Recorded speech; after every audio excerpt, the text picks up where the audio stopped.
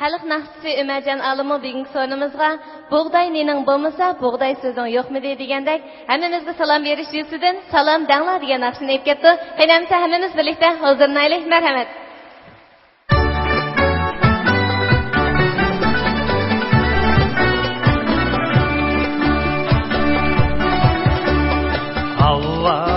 Havadikla çılla örgüley şahit mağlanla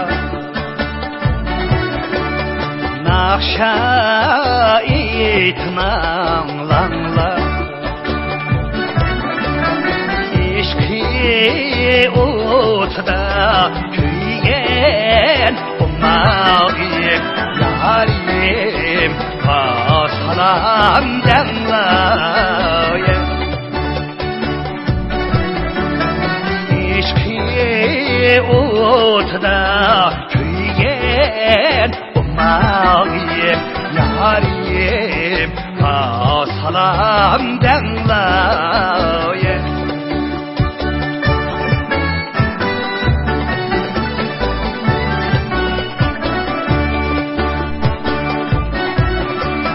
Yarim sorsa meni örgüley Bekliye yar ama ömdenla Sine hep şu bağlada Umağın seni esdi denla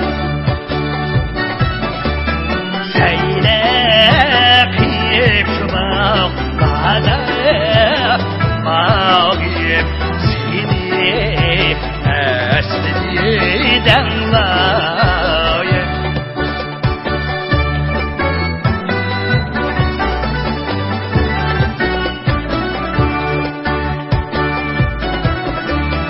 Ağda işligen çallar örgüley Bağda oyunu gayet